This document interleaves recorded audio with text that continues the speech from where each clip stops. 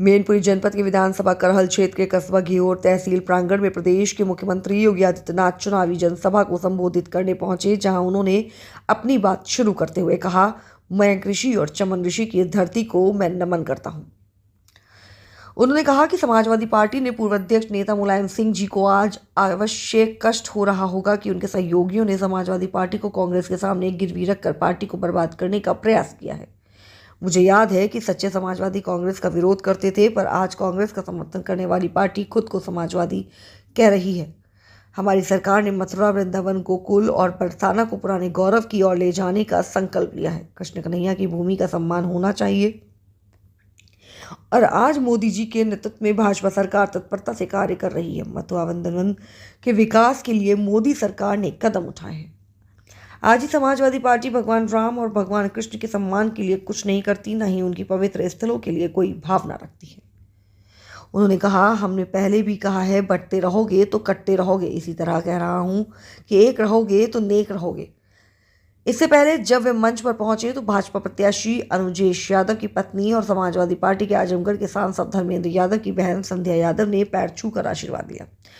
मैं कार्यक्रम में शिरकत करने पहुंचे पर्यटन व सांस्कृतिक मंत्री ठाकुर जगदीश सिंह, पूर्व मंत्री आबकारी विभाग पंडित नाम रमेश अग्नोत्री, पूर्व विधायक अशोक चौहान, उन्होंने अनुजेश यादव को वोट करने की अपील की।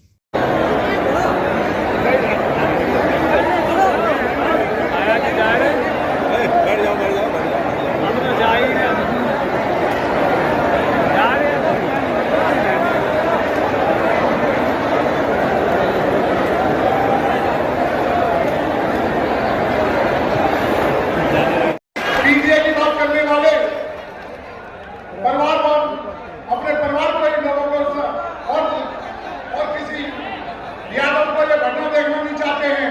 गाजियाबाद से लेकर और पूरा गोरखपुर तक किसी यादव को इन्हें कभी उठने नहीं दिया।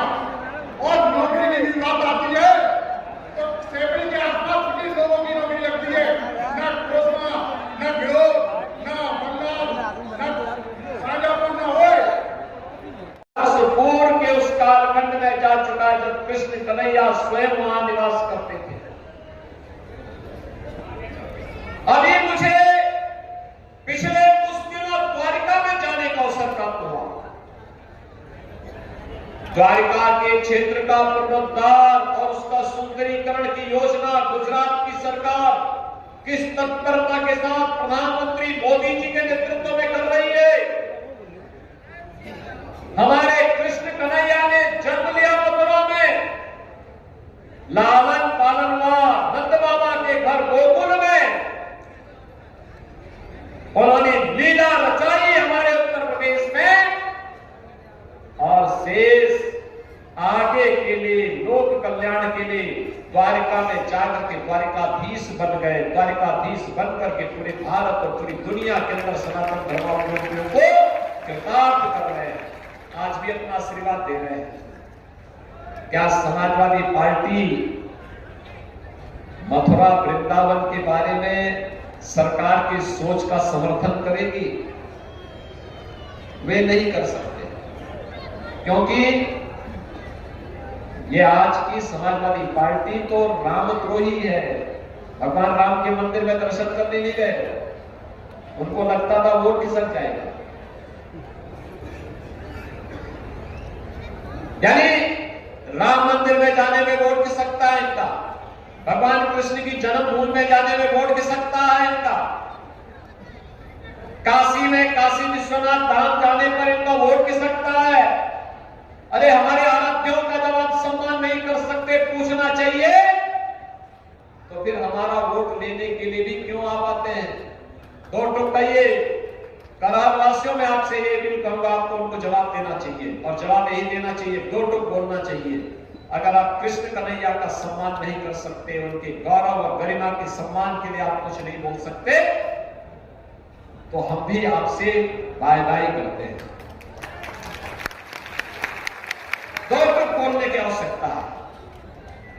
बहनों और भाइयों, आज तो सरकार प्रधानमंत्री मोदी जी के नेतृत्व में जिस तत्परता के साथ कार्य कर रही है और बेटे और बहन को सुरक्षा की गारंटी सरकार दे रही है,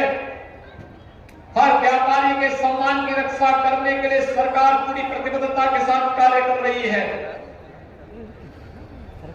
विकास के कार्यों को घर घर, बिना गांव गांव तक, घर घर तक बिना भेदभाव पहुंचाने का काम हो रहा है।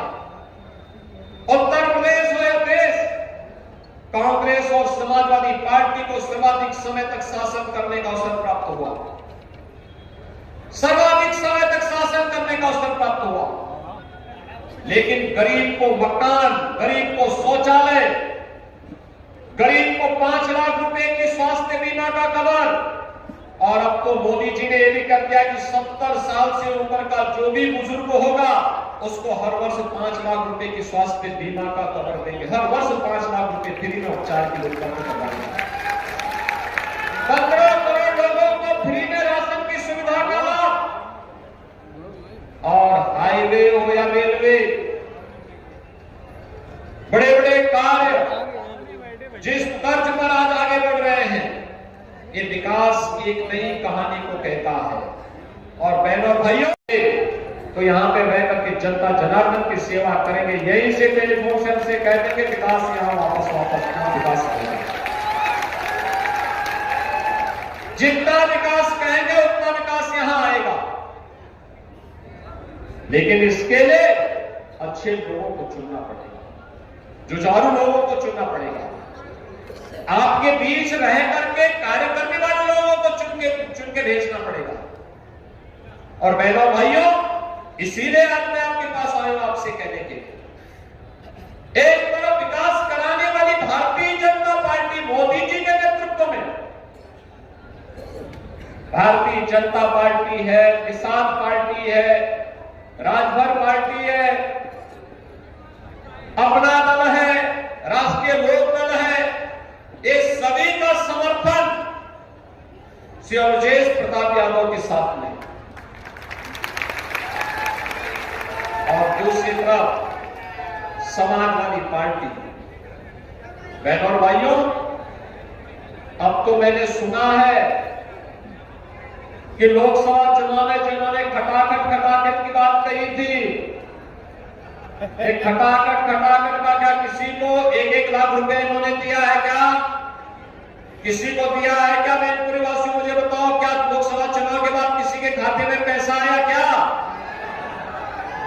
तो इन्होंने झूठ क्यों बोला? इन्होंने झूठ क्यों बोला?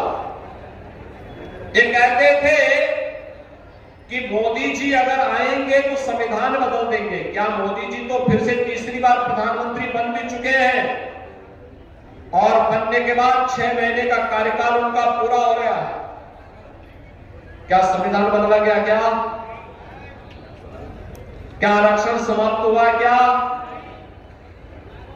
अरे मोदी जी पहले प्रधानमंत्री हैं जिन्होंने बाबा साहब भीमराव अंबेडकर के पंचतीर्थों को निर्माण करके बाबा साहब भीमराव अंबेडकर को सम्मान दिया। मोदी जी पहले प्रधानमंत्री हैं जिन्होंने भारत के संविधान को सिर में रख करके नई संसद में स्थापित करवाया, और 26 नवंबर की तिथि को भारत के संविधान दिवस की तिथि के रूप में मनाया।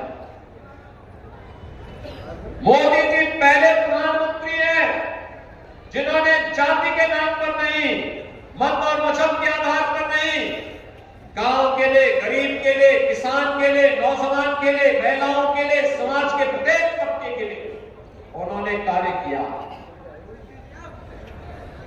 4 करोड़ गरीबों को देश के अंदर मकान मिले, 10 करोड़ गरीबों के घर में शौचालय बने हैं, और 10 करोड़ गरीबों के घर में उज्ज्वला योजना के कनेक्शन भी पहुंचे हैं। इसीलिए कभी कभी ऐसा काम कर लेता है जिससे मैनपुरी वासियों के सामने भी संकट खड़ा हो जाता है। आप सोचिए, नेताजी जीवन भर कांग्रेस का विरोध करते रहे। इमरजेंसी में नेताजी को कांग्रेस ने बंद किया था। उन्होंने अपना आदर्श डॉक्टर राम मनोहर लोहिया को बनाया था, और डॉक्टर राम मनोहर लोहिया ने क्या बात कही थी? उन्होंने कहा का सच्चा समाजवादी हुआ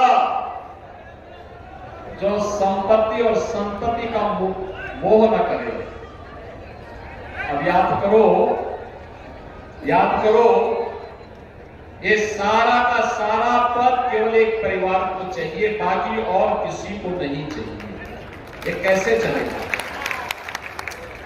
और इसीलिए मैं आपसे कहने के लिए आया हूं,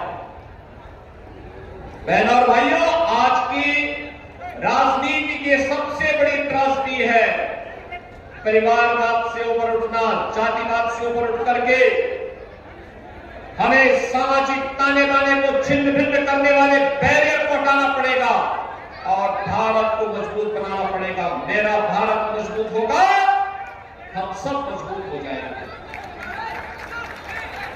आपने देखा होगा अभी 3 दिन पहले जम्मू कश्मीर विधानसभा में एक प्रस्ताव पारित हुआ है। उसमें उन्होंने कहा है कि हम धारा 370 को फिर से बहाल करना चाहते हैं। बहनों और भाइयों, बाबा साहब भीमराव अम्बेडकर की भावनाओं के विरुद्ध बाबा साहब भीमराव अम्बेडकर ने देश को संविधान दिया और उनकी भावनाओं के विरुद्ध कांग्रेस ने संविधान में धारा 370 जोड़ी थी। ये धारा 370 न केवल जम्मू कश्मीर में बल्कि पूरे भारत के अंदर आतंकवाद की जड़ बनी। आज आप लोग जो है मुख्यमंत्री के कार्यक्रम में आई हैं, क्या संदेश दिया मुख्यमंत्री जी ने? हमको एक रहने का संदेश दिया है। अगर हम एक रहेंगे तो हम कुछ कर पाएंगे, अगर हम एक नहीं रहेंगे तो हम बटे रहेंगे, छटे रहेंगे, कुछ भी कर नहीं पाएंगे। एक बदी झाड़ू ही घर को साफ करती है, एक अकेली सीख घर को साफ नहीं कर सकती है। तो बस यही संदेश है उनका कि हम जितनी भी जातियाँ, हमारी 18 जातियाँ हैं, हम सबको एक करने का काम कर रहे हैं। गांव-गांव में जाके उनको एक करने का और उनको बीजेपी को जिताने का पूरा प्रयास कर रहे हैं। कितना प्रभाव पड़ेगा? सर, कोशिश तो यही है कि 100% प्रभाव पड़ेगा, जहाँ भी जातियाँ निराश होकर नहीं लौटती। आज आप लोग जो है मुख्यमंत्री के कार्यक्रम में शिरकत की है आप लोगों ने, क्या संदेश दे गए मुख्यमंत्री जी? माननीय मुख्यमंत्री जी वही संदेश दे के गए हैं कि हम सब लोग खास तौर से कि हम सब लोग हिंदू एक रहेंगे तो नेक रहेंगे और कटेंगे तो बटेंगे। जिस तरह से हरियाणा में हम लोग चाहते हैं कि हम जिस तरह से हरियाणा में जाट वर्सेस अदर हो गया था, उसी तरह से हम लोग भी लगे हुए हैं कि यहाँ पे भी यादव मुस्लिम वर्सेस अदर कास्ट हो जाए, जिससे कि हम अपने प्रत्याशी को भारी बहुमत से जिता सकें। इसी प्रयास में हम लोग लगे हुए हैं और इसी प्रयास के ही गूढ़ संदेश भी है हमारे माननीय मुख्यमंत्री जी, यशस्वी मुख्यमंत्री जी हम लोगों को सबको दे के गए हैं। आप सब लोगों ने देखा ही है और जिससे कि हमें भी विश्वास है, पूर्ण विश्वास है कि हमारी करहल की जनता जिस तरह से सुरक्षित है, जिस तरह से हमारे मैनपुरी में सबसे ज़्यादा 18% हम लोग हैं, तो 18% का ही सबसे ज़्यादा वोट लेकर के समाजवादी पार्टी ने और 18% का ही दोहन किया था, उन्हीं की ज़मीनों पर कब्जा किया था, उन्हीं की भैंसें 10,000 रुपया देने के बाद में भैंसें खोलने का काम किया, खूंटा गाड़ने के बाद में उस घर परिवार से भी निष्कासित करने का काम किया। जर ज़मीन पे बहन बेटियां सुरक्षित नहीं थी, रोड पे जाते थे। अगर हमारी बहन बेटियां मायके से अगर ससुराल जाती थी, जब तक ससुराल नहीं पहुंच जाती थी तब तक 10 बार फ़ोन किए जाते थे कि बेटी पहुंच गई, तुम ससुराल, बेटा पहुंच गए, ससुराल की नहीं पहुंच गए। उसी तरह जब ससुराल से मायके जाती थी, लड़का लेके जाता था बेटियों को, तो माँ बाप दोनों परिवार के फ़ोन किया करते थे कि बेटा कहाँ पर पहुँचे हो। 10 बार फ़ोन करते थे कि अभी कहाँ पर पहुँचे, तो अभी लड़का बताता फलानी जगह पहुँचे। जब तक हम लोग हमारे बच्चे घर पर सुरक्षित नहीं पहुँच जाते थे, तब तक यही डर लगा रहता था कि पता नहीं मेरे बच्चों के साथ में क्या हो जाएगा। करहल विधानसभा की बात की जाए, जहाँ समाजवादी पार्टी का काफ़ी समय से कब्जा है, क्या ढा पाएंगे आप लोग मिलकर? बिल्कुल। इस समय आप ये समझ लीजिएगा कि 100% ढह गया। ये क्यों ढह गया? उनका समाज ही आज उनके विरोध में खड़ा हो रहा है, कह रहा है कि सिर्फ सैफई परिवार, माननीय ये तेज प्रताप जी पहले से ही सांसद थे, सांसद का वेतन पाते हैं, पेंशन पाते क्या हैं। लग रहा है कि भारतीय जनता पार्टी के प्रत्याशी नरेश यादव कितने वोटों से यहाँ जीत दर्ज कर रहे हैं? भारतीय जनता पार्टी के प्रत्याशी कम से कम 70-80 हज़ार वोट के लगभग जीत के यहाँ से जाएंगे। क्या नाम है आपका? कप्तान सिंह कश्यप, राष्ट्रीय निषाद एकता परिषद जिलाध्यक्ष मैनपुरी, निषाद पार्टी।